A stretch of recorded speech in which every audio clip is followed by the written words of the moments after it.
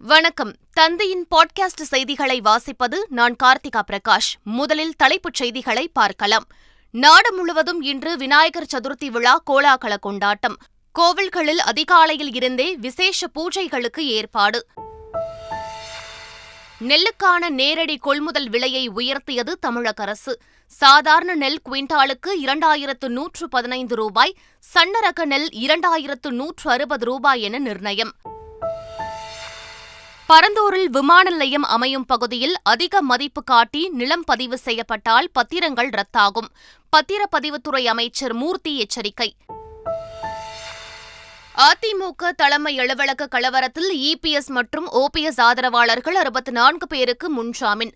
அடையார் புற்றுநோய் நிறுவனத்திற்கு தலா 20,000 ரூபாயை செலுத்துமாறு உயர்நீதிமன்றம் நிபந்தனை. பிரதமர் மோடியின் நண்பர்களின் சொத்து மதிப்பு 1 மணி நேரத்திற்கு 85 கோடி ரூபாய் அதிகரிக்கிறது. இந்தியாவில் தினக்கூலிகள் 1 மணி நேரத்திற்கு 5 பேர் தற்கொலை செய்யும் நிலை இருப்பதாக ராகுல் காந்தி குற்றச்சாட்டு. தமிழகம் முழுவதும் தொடரும் கனமழை. காவிரி ஆற்றில் நீர்வரத்து 2,12,000 கனஅடியாக அதிகரித்துள்ளதால் கரையோர மக்களுக்கு வெள்ள அபாய எச்சரிக்கை. கனமழையால் பாகிஸ்தானின் 1/3 பகுதி நீரில் மூழ்கி தவிப்பு. வெள்ள சேதமான பகுதிகளை பார்வையிட செல்கிறார் ஐநா சபை பொதுச் செயலாளர் ஆண்டோனியோ குட்டரஸ். ஆசிய கோப்பை T20 தொடரில் வங்கதேச அணியை வீழ்த்தியது ஆப்கானிஸ்தான் அணி. சூப்பர் 4 சுற்றுக்குள் முதல் அணியாக அடியெடுத்து வைத்தது. இனி விரிவான செய்திகள். நாடு முழுவதும் இன்று விநாயகர் சதுர்த்தி கோலாகலமாக தொடங்குகிறது. இன்று தொடங்கும் விநாயகர் சதுர்த்தி விழா வருகிற 8ஆம் தேதி வரை நடக்கிறது. விநாயகர் சதுர்த்தியை ஒட்டி கோவில்களில் அதிகாலையில் இருந்தே சிறப்பு பூஜைகளுக்கு ஏற்பாடு செய்யப்பட்டிருந்தன. சில இடங்களில் விநாயகர் சிலைகள் வைக்கப்பட்டு பூஜைகள் தொடங்கியுள்ள நிலையில் வீடுகளில் பூஜை செய்வதற்காக களிமண் பிள்ளையார்களையும் பொதுமக்கள் கடைகளில் வாங்கி சென்றனர். இதனிடையே சிலைகள் வைக்கப்பட்டுள்ள பல்வேறு இடங்களில் பலத்த போலீஸ் பாதுகாப்பும் போடப்பட்டுள்ளது. விநாயகர் சதுர்த்தியை ஒட்டி குடியரசுத் தலைவர் திரௌபதி முர்மு வாழ்த்து தெரிவித்துள்ளார். அவர் வெளியிட்டுள்ள வாழ்த்து செய்தியில் ஞானம், செழிப்பு மற்றும் அதிர்ஷ்டத்தின் அடையாளமான விநாயகரின் பிறந்தநாள் கொண்டாடப்படுவதாக குறிப்பிட்டுள்ளார். அன்பு, அமைதி, நல்லிணக்கம், மகிழ்ச்சி ஏற்பட விநாயகனை வழிபடுவோம் என்றும் குடியரசுத் தலைவர் திரௌபதி முர்மு தெரிவித்துள்ளார். இதேபோல் குடியரசு துணைத் தலைவர் ஜெகதீப் தங்கரும் விநாயகர் சதுர்த்தி வாழ்த்துக்களை தெரிவித்துள்ளார். நெல்லுக்கு புதிய குறைந்தபட்ச ஆதார விலையை நிர்ணயித்து தமிழக அரசு ஆணை பிறப்பித்துள்ளது. இது தொடர்பாக தமிழக அரசு வெளியிட்டுள்ள அறிக்கையில் சாதாரண நெல் குவிண்டால் ஒன்றுக்கு 2,115 ரூபாயும், சன்னரக நெல் குவிண்டால் ஒன்றுக்கு 2,160 ரூபாயும் குறைந்தபட்ச ஆதார விலையாக நிர்ணயிக்கப்பட்டுள்ளதாக தெரிவிக்கப்பட்டுள்ளது. இந்த ஆண்டு சாதாரண நெல் குவிண்டால் ஒன்றுக்கு 75 ரூபாயும், சன்னரக நெல் குவிண்டால் ஒன்றுக்கு 100 ரூபாயும் ஊக்கத்தொகையாக வழங்கவும் ஆணை பிறப்பித்துள்ளது. செப்டம்பர் 1 முதல் இந்த புதிய ஆதார விலை மற்றும் ஊக்கத்தொகை வழங்கப்படும் என தமிழக அரசு அறிவித்துள்ளது. மத்திய அரசு இலவச திட்டங்களுக்கு நிதியை நிறுத்திவிடும் என்ற அச்சப்படாமல் தமிழக அரசு பல்வேறு அத்தியாவசிய திட்டங்களை செயல்படுத்தி வருவதாக அமைச்சர் பெரியசாமி தெரிவித்துள்ளார். மத்திய அரசு நிறுத்திடும் அப்படிங்கிற அதுக்கெல்லாம் நம்ம ஒன்றும் யாரும் அச்சப்படல. மக்களுக்கு தேவையான அத்தியாவசியமான திட்டங்கள்லாம் முதலமைச்சர் 10 ஆண்டு காலம் கிடப்பில் கிடந்த திட்டங்கள்லாம் இன்றைக்கு நிரந்தரமான ஒரு தீர்வு காணுவதற்காக நிறைய திட்டங்கள் இன்றைக்கி நடைமுறைப்படுத்தப்பட்டிருக்கு. இப்போ நீங்கள் இந்த மாணவிகளுக்கு 1000 ரூபா கொடுக்க போகிறாங்க. இன்னும் ஒரு 2-3 நாளில் ரேஷன் அரிசிகள்லாம் பறிமுதல் செய்யப்படுகின்ற பொழுது அவையெல்லாம் அது எந்த முறையில் பயன்படுத்தி அது அரசுக்கு இழப்பு பண்ணணுமோ அது மாதிரி உணவு அமைச்சர் கண்டிப்பாக பண்ணுவோம். அதிமுக தலைமை அலுவலகத்தில் நடைபெற்ற கலவரம் தொடர்பாக பதிவான வழக்கில் எடப்பாடி பழனிசாமி மற்றும் ஓ பன்னீர்செல்வம் ஆதரவாளர்களுக்கு நிபந்தனை முன்ஜாமீன் வழங்கி சென்னை உயர்நீதிமன்றம் உத்தரவிட்டுள்ளது. 64 பேர் சிபிசிஐடி விசாரணை அதிகாரி முன்பு ஆஜராகி கையெழுத்திடவும், தலா 20,000 ரூபாயை அடையார் புற்றுநோய் நிறுவனத்திற்கு செலுத்தவும் நிபந்தனை விதிக்கப்பட்டுள்ளது. பரந்தூர் விமான நிலையம் அமையவுள்ள பகுதியில் அதிக மதிப்பு காட்டி நிலம் பதிவு செய்யப்பட்டால் அதனை பகட்டு மதிப்பு என கூறி மாவட்ட ஆட்சியரே நிராகரித்து விடுவார் என தமிழக பதிவுத்துறை அமைச்சர் மூர்த்தி எச்சரிக்கை விடுத்துள்ளார். விமான நிலையத்தை பொறுத்தவரைக்கும் கூடுதலாக மதிப்பு காட்டி பத்திரப்பதிவு செய்து சொல்லிருக்கீங்க. அந்த மாதிரி அடையாளம் காட்டுமா? அந்த மாதிரி போலியான கூடுதல் மதிப்பு காட்டி பதிவு பண்ணுறாங்க? இல்லை, அதுதான் ஏற்கனவே செய்தியில் அதுக்கு மேலே கூடுதல் பதிவு செய்வதற்காக இல்லை, அந்த மாதிரி வேறு நிலம் பிஎஸ்சி எல்லாம் பேசிய நிலமோ இந்த மாதிரி தவறாக வைத்திருக்கிறார்களா என்று சொன்னபோது அதற்கு உடந்தையாக இருந்த நம்முடைய அதிகாரியை சஸ்பெண்ட் செஞ்சிருக்கோம். அதனால் இந்த நிலத்தை பொறுத்தளவிற்கு அது மீது மேடம் ஏற்கனவே செயலாளர் அவர்களும் பதிவுத்துறையினுடைய தலைவர் அவர்களும் அறிக்கை விடுத்திருக்கிறார்கள். அந்த நிலம் அதிக மதிப்பில் பதியப்பட்டது உண்மைதான். ஆனால் அவ்வாறு பதியப்பட்ட நிலத்தை அடிப்படை மதிப்பாக எடுத்துக்கொள்ளப்பட மாட்டாது. இது மாதிரி இது எதிர்பார்ப்போட பதிகிற நிலங்களை மாவட்ட ஆட்சித்தலைவரே இது ஒரு பகட்டு மதிப்பு, ஃபேன்சி ரிஜிஸ்ட்ரேஷன் அப்படின்னு அதை புறந்தள்ளிடுவாங்க. அதனால் பரந்தூர் விமான நிலையத்தில் பர்டிகுலராக பதியப்பட்ட அந்த ஒரு இதன் காரணமாகவே இருக்கிற எல்லா இடத்துக்கும் அதன் அடிப்படையில் பணம் கொடுக்கப்பட வேண்டி இருக்கும் என்பது தவறான தகவல். பரந்தூரில் விமான நிலையம் அமைப்பதில் தமிழக அரசு உறுதியாக இருப்பதாக பொதுப்பணித்துறை அமைச்சர் ஏவவேலு தெரிவித்துள்ளார். தூத்துக்குடி மாவட்டம் கோவில்பட்டியில் செய்தியாளர்களிடம் பேசிய அவர், சென்னை சேலம் 8 வழி சாலை அமைப்பது தொடர்பாக திமுக நிலைப்பாட்டில் எவ்வித மாற்றமும் இல்லை எனவும் கூறினார். தெளிவாக இருக்குது. தமிழக அரசை பொறுத்தவரைக்கும் தெளிவான முடிவெடுக்கல் நீங்கள் சொல்கிறீங்க. தெளிவாக நாங்கள் ஏற்கனவே சொல்லிவிட்டோம். நாங்கள் 13 கிராமங்கள் இதில் நிலம் அந்த பகுதியில் கையகப்படுத்த வேண்டும் என்ற ஒரு சூழ்நிலை இருக்கிறது. பணிகள் வேண்டும் என்ற அந்த கோரிக்கையெல்லாம் வைத்தார்கள். ஏற்கனவே அதெல்லாம் திட்டமிட்டு நான் ஏற்கனவே சொல்லியிருக்கிறேன். யாராருக்கெல்லாம் என்னென்ன தகுதி இருக்கிறதோ தகுதி அடிப்படையில் அரசின் சார்பாக அவளுக்கு வேலை வாங்கி தருவோம் என்று நாங்கள் சொல்லியிருக்கிறோம். நில எடுப்பை பொறுத்தளவுக்கு 3.5 மடங்கு அவளுக்கு விலை கொடுப்பது என்று முடிவு செய்யப்பட்டது என்று நான் ஏற்கனவே சொல்லியிருக்கிறேன். அதோடு மட்டுமல்ல, அவளுக்கு எடுக்கிற அந்த வீட்டினுடைய அளவு அதற்குரிய பணமும் தருவோம். அந்த விமானத்தை நிலையத்தை ஒட்டியே தான் எல்லாருக்குமே எங்கேயும் வெளியெல்லாம் அனுப்புறதுலாம் தமிழக அரசின் நோக்கம் அல்ல. விமான நிலையத்தை ஒட்டி தான் அவளுக்கு இடங்களெல்லாம் இப்பொழுதே நாங்கள் ஏற்பாடு செய்து கொண்டிருக்கிறோம். நிலம் இல்லாதவர்கள் கூட பச்சை துண்டு போட்டுக்கொண்டு விவசாயி என அமைச்சர் ஏவவேலு கருத்து தெரிவித்த நிலையில் அதற்கு தமிழக பாஜக தலைவர் அண்ணாமலை கண்டனம் தெரிவித்துள்ளார். தமிழகத்தில் இருக்கக்கூடிய ஒட்டுமொத்த விவசாயிகளையும் கூட கொச்சைப்படுத்துகின்ற சொல், விவசாய தொழிலை அவமானம் செய்திருக்கக்கூடிய அமைச்சர் திரு ஏவவேலு அவர்கள், அவர் தெரிந்து பேசியிருந்தாரோ தெரியாமல் பேசியிருந்தாரோ தெரியாது. ஆனால் பச்சை துண்டையும் விவசாயியும் பிரிக்க முடியாத அந்த இருவரையும் கூட கொச்சைப்படுத்தி இருக்கின்றார்கள். அதற்கு மன்னிப்பு கோருவது மட்டும்தான் அந்த ஜனநாயகத்தில் அந்த அமைச்சர் செய்கின்ற ஒரு குறைந்தபட்ச செயலாக இருக்கும். ஆளுநர் மாளிகை உத்தரவுகளை அரசின் ஆலோசனை பெறாமல் செயல்படுத்தக்கூடாது என துணைவேந்தர்கள் மாநாட்டில் உயர்கல்வித்துறை அதிகாரிகள் அறிவுறுத்தி இருப்பதாக தகவல்கள் வெளியாகியுள்ளன. முதல் முறையாக முதலமைச்சர் மு.க.ஸ்டாலின் தலைமையில் துணைவேந்தர்கள் மாநாடு அண்ணா பல்கலைக்கழக வளாகத்தில் நடைபெற்றது. இக்கூட்டத்தில் உயர்கல்வி மேம்பாடு, தேசிய அளவில் தரவரிசையில் பல்கலைக்கழகங்கள், கல்லூரிகளை முன்னிலையில் கொண்டு வருவது உள்ளிட்ட பல்வேறு அம்சங்கள் கூட்டத்தில் விவாதிக்கப்பட்டுள்ளன. அதோடு ஆளுநர் மாளிகையில் இருந்து வரும் உத்தரவுகளை அரசின் கவனத்துக்கு கொண்டு வர வேண்டும் என்றும், அரசின் ஆலோசனையை பெறாமல் ஆளுநர் மாளிகை உத்தரவுகளை நடைமுறைப்படுத்தக்கூடாது என்றும் அறிவுறுத்தல்கள் வழங்கப்பட்டுள்ளதாக தகவல்கள் வெளியாகியுள்ளன. தென்மண்டல கவுன்சில் கூட்டத்தில் பங்கேற்ற கேரளா செல்லவுள்ள தமிழக முதலமைச்சர் மு.க.ஸ்டாலின் கேரள முதலமைச்சர் பினராயி விஜயனை சந்தித்து பேசவுள்ளார். தென்மண்டல கவுன்சில் கூட்டத்தில் பங்கேற்பதற்காக வரும் 2ஆம் தேதி திருவனந்தபுரம் செல்லும் முதலமைச்சர் மு.க.ஸ்டாலின் அன்றைய தினம் கேரள முதலமைச்சர் பினராயி விஜயனை சந்தித்து இரு மாநில பிரச்சினைகளை, குறிப்பாக முல்லைப் பெரியாறு அணை விவகாரம், சிறுவாணி அணை விவகாரம் உள்ளிட்டவற்றை பற்றி ஆலோசனை நடத்தவுள்ளதாக கூறப்படுகிறது.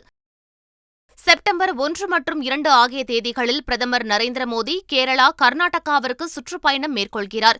முதன்முறையாக உள்நாட்டிலேயே தயாரிக்கப்பட்ட INS விக்ராந்த் விமானம் தாங்கி போர்க்கப்பலை பிரதமர் நரேந்திர மோடி படையில் சேர்க்கவுள்ளார். இதையடுத்து கர்நாடக மாநிலம் மங்களூரில் 3800 கோடி மதிப்பிலான இயந்திரமயமாக்கல் மற்றும் தொழில்மயமாக்கல் திட்டங்களை பிரதமர் நரேந்திர மோடி திறந்து வைத்து அடிக்கல் நாட்டவுள்ளார். இந்தியாவில் தினக்கூலிகள் 1 மணி நேரத்திற்கு 5 பேர் தற்கொலை செய்யும் நிலையில் பிரதமர் மோடியின் நண்பர்களின் சொத்து மதிப்பு 1 மணி நேரத்திற்கு 85 கோடி ரூபாய் அதிகரிப்பதாக ராகுல் காந்தி குற்றம் சாட்டியுள்ளார்.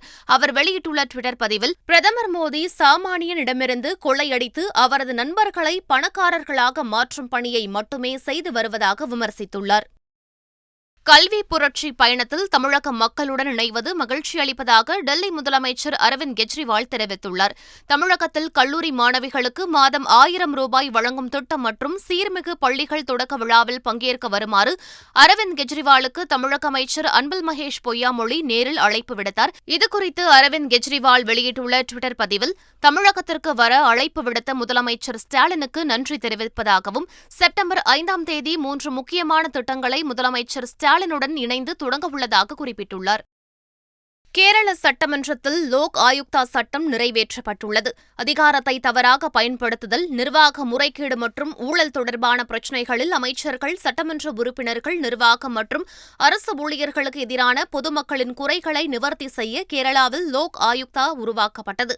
முன்னாள் கம்யூனிஸ்ட் முதலமைச்சர் கே நாயனார் தலைமையில் அரசு கொண்டு வந்த இந்த சட்டம் 23 ஆண்டுகளுக்கு பிறகு தற்போது திருத்தங்களுடன் சட்டப்பேரவையில் நிறைவேற்றப்பட்டுள்ளது. இயக்குநர் பாரதிராஜா உடல்நிலை சீராக இருப்பதாக மருத்துவமனை நிர்வாகம் தெரிவித்துள்ளது. உடல்நலக்குறைவு காரணமாக இயக்குநர் பாரதிராஜா சென்னை MGM மருத்துவமனையில் அனுமதிக்கப்பட்டார். இந்நிலையில் மருத்துவமனை நிர்வாகம் வெளியிட்டுள்ள அறிக்கையில், பாரதிராஜாவின் உடல்நிலையில் சீரான முன்னேற்றம் ஏற்பட்டுள்ளதாகவும், அவர் தீவிர சிகிச்சை பிரிவில் மருத்துவர்களின் கண்காணிப்பில் சிகிச்சை பெற்று வருவதாகவும் தெரிவிக்கப்பட்டுள்ளது. தஞ்சை மாவட்டம் பூண்டி பேராலயத்தில் புதுமை மாதாவின் பிறப்பு பெருவிழா கொடியேற்றத்துடன் தொடங்கியது. சப்பரத்தில் பூண்டி மாதாவின் சொரூபம் வைக்கப்பட்ட நிலையில் பூண்டி மாதா உருவம் பொறிக்கப்பட்ட கொடியை பக்தர்கள் சுமந்து வந்தனர். பேராலயத்தின் முன்புறம் உள்ள கொடிமரத்தில் கும்பகோணம் மறை மாவட்ட பிஷப் அந்தோணிசாமி கொடியை ஏற்றி வைத்தார்.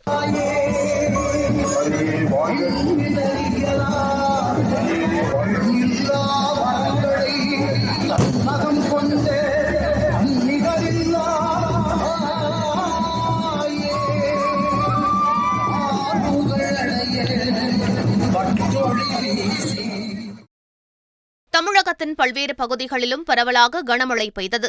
தேனி மாவட்டம் பெரியகுளம், மதுரை, மேலூர், நெல்லை மாவட்டம் திசையன்விளை, கரூர், சத்தியமங்கலம், தருமபுரி உள்ளிட்ட பல்வேறு இடங்களில் கனமழை கொட்டி தீர்த்தது. சிவகங்கை மாவட்டம் மானாமதுரை மற்றும் அதன் சுற்றுவட்டார பகுதிகளில் திடீரென மழை பெய்தது. தருமபுரி மாவட்டம் ஒகேனக்கல் காவிரி ஆற்றில் நீர்வரத்து தொடர்ந்து அதிகரித்துக் கொண்டே வருவதால் பாதுகாப்பு கருதி பொதுமக்கள் அப்பகுதிக்கு செல்ல வேண்டாம் என மாவட்ட நிர்வாகம் கேட்டுக் கொண்டுள்ளது. நீர்வரத்து 2 லட்சம் கன அடிக்கு மேல் அதிகரிக்கக்கூடும் என்பதால் விநாயகர் சதுர்த்தியை முன்னிட்டு விநாயகர் சிலைகளை கரைக்க தடை விதிக்கப்படுவதாகவும் மாவட்ட நிர்வாகம் தெரிவித்துள்ளது. இதனிடையே வளிமண்டல கீழடுக்கு சுழற்சி காரணமாக 3 மாவட்டங்களில் மிக கனமழை பெய்ய வாய்ப்புள்ளதாக சென்னை வானிலை ஆய்வு மையம் தெரிவித்துள்ளது. ஜம்மு காஷ்மீர் கிச்வார் மாவட்டத்தில் பயணம் செய்த டாடா சுமோ ஒன்று கட்டுப்பாட்டை இழந்து பள்ளத்தாக்கில் விழுந்ததில் 8 பேர் உயிரிழந்தனர். கிச்வார் மாவட்டத்தில் தனியார் டாக்ஸி வாகனத்தின் ஓட்டுநர் கட்டுப்பாட்டை இழந்ததில் இந்த விபத்து நடந்துள்ளது. இதில் 6 பேர் சம்பவ இடத்திலேயே உயிரிழந்த நிலையில் 2 பேர் விபத்திலிருந்து மீட்கும்போது உயிரிழந்தனர். இந்த விபத்தில் 5 பேர் படுகாயமடைந்த நிலையில் அவர்களுக்கு மருத்துவமனையில் சிகிச்சை அளிக்கப்பட்டு வருகிறது. வெள்ளத்தால் சேதமான பகுதிகளை பார்வையிட ஐநா சபை பொதுச் செயலாளர் ஆண்டோனியோ குட்டரஸ் பாகிஸ்தான் செல்கிறார். தொடர் மழையால் பாகிஸ்தானின் 1/3 பகுதி நீரில் மூழ்கியுள்ள நிலையில் அங்கு நாடு முழுவதும் தேசிய அவசர நிலையை அறிவித்து மீட்பு நடவடிக்கைகளை அரசு துரிதப்படுத்தி வருகின்றது. இந்நிலையில் பாகிஸ்தானில் வெள்ளத்தால் சேதமடைந்த பகுதிகளை பார்வையிட ஐநா சபை பொதுச் செயலாளர் ஆண்டோனியோ குட்டரஸ் அடுத்த வாரம் பாகிஸ்தான் செல்ல உள்ளதாக தெரிவித்துள்ளார். ஏமனில் கிளர்ச்சியாளர்கள் நடத்திய தாக்குதலில் 10 ராணுவ வீரர்கள் உயிரிழந்தனர். நீண்டகால பேச்சுவார்த்தைக்கு பின்னர் கடந்த ஏப்ரல் மாதம் இருதரப்பும் சண்டை நிறுத்தத்தை அறிவித்தன. ஆனாலும் சண்டை நிறுத்தத்தை மீறி அவ்வப்போது சிறிய அளவிலான மோதல் சம்பவங்கள் அரங்கேறி வருகின்றன. இந்நிலையில் ஏமன் நாட்டின் தென்மேற்கு பகுதியில் அமைந்துள்ள டேஸ் நகரில் திங்கட்கிழமை ராணுவ வீரர்களை குறிவைத்து ஹவுதி கிளர்ச்சியாளர்கள் நடத்திய தாக்குதலில் 10 பேர் உயிரிழந்தனர். சீனாவின் போர் மிரட்டலை தொடர்ந்து தைவானுக்கு ஆயுதங்கள் வழங்க அமெரிக்கா முடிவு செய்துள்ளது. 8700 கோடி ரூபாய் மதிப்பீட்டில் ஆயுதங்களை தைவானுக்கு விற்பனை செய்ய ஒப்புதல் வழங்க அமெரிக்க நாடாளுமன்றத்தை அதிபர் ஜோ பைடன் வலியுறுத்தியுள்ளார். தைவானுக்கு 60 கப்பல் எதிர்ப்பு ஏவுகணைகள், 100 ஏவுகணைகள் உள்ளிட்ட ஆயுதங்களை வழங்க அதிபர் ஜோ பைடன் நிர்வாகம் திட்டமிட்டுள்ளது. வங்கதேச அணிக்கு எதிரான ஆட்டத்தில் 7 விக்கெட்டுகள் வித்தியாசத்தில் ஆப்கானிஸ்தான் அணி அபார வெற்றி பெற்றது. சார்ஜாவில் நடைபெற்ற ஆசிய கோப்பை T20 கிரிக்கெட் தொடரின் 3வது லீக் போட்டியில் ஆப்கானிஸ்தான் மற்றும் வங்கதேச அணிகள் மோதின. டாஸ் வென்ற வங்கதேச அணி முதலில் பேட்டிங்கை தேர்வு செய்தது. அதன்படி நிர்ணயிக்கப்பட்ட 20 ஓவர்கள் முடிவில் 7 விக்கெட் இழப்பிற்கு 127 ரன்கள் எடுத்தது. பின்னர் 128 ரன்கள் எடுத்தால் வெற்றி என்ற இலக்குடன் களமிறங்கிய ஆப்கானிஸ்தான் அணி 18.3 ஓவர்களில் 3 விக்கெட்டுகளை இழந்து 131 ரன்கள் எடுத்து அபார வெற்றி பெற்றது. இதன் மூலம் சூப்பர் 4 சுற்றுக்குள் ஆப்கானிஸ்தான் நுழைந்துள்ளது. மீண்டும் தலைப்புச் செய்திகள். நாடு முழுவதும் இன்று விநாயகர் சதுர்த்தி விழா கோலாகல கொண்டாட்டம். கோவில்களில் அதிகாலையில் இருந்தே விசேஷ பூஜைகளுக்கு ஏற்பாடு. நெல்லுக்கான நேரடி கொள்முதல் விலையை உயர்த்தியது தமிழக அரசு. சாதாரண நெல் குவிண்டாலுக்கு 2115 ரூபாய், சன்னரக நெல் 2160 ரூபாய் என நிர்ணயம். பரந்தூரில் விமான நிலையம் அமையும் பகுதியில் அதிக மதிப்பு காட்டி நிலம் பதிவு செய்யப்பட்டால் பத்திரங்கள் ரத்தாகும். பத்திரப்பதிவுத்துறை அமைச்சர் மூர்த்தி எச்சரிக்கை. அதிமுக தலைமை அலுவலக கலவரத்தில் இபிஎஸ் மற்றும் ஓபிஎஸ் ஆதரவாளர்கள் 64 பேருக்கு முன்ஜாமீன். அடையார் புற்றுநோய் நிறுவனத்திற்கு தலா 20,000 ரூபாயை செலுத்துமாறு உயர்நீதிமன்றம் நிபந்தனை. பிரதமர் மோடியின் நண்பர்களின் சொத்து மதிப்பு 1 மணி நேரத்திற்கு 85 கோடி ரூபாய் அதிகரிக்கிறது. இந்தியாவில் தினக்கூலிகள் 1 மணி நேரத்திற்கு 5 பேர் தற்கொலை செய்யும் நிலை இருப்பதாக ராகுல் காந்தி குற்றச்சாட்டு. தமிழகம் முழுவதும் தொடரும் கனமழை. காவிரி ஆற்றில் நீர்வரத்து 2,12,000 கனஅடியாக அதிகரித்துள்ளதால் கரையோர மக்களுக்கு வெள்ள அபாய எச்சரிக்கை. கனமழையால் பாகிஸ்தானின் 1/3 பகுதி நீரில் மூழ்கி தவிப்பு. வெள்ள சேதமான பகுதிகளை பார்வையிட செல்கிறார் ஐநா சபை பொதுச் செயலாளர் ஆண்டோனியோ குட்டரஸ். ஆசிய கோப்பை T20 தொடரில் வங்கதேச அணியை வீழ்த்தியது ஆப்கானிஸ்தான் அணி.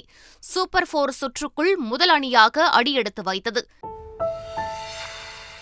இத்துடன் செய்திகள் நிறைவு பெறுகின்றன.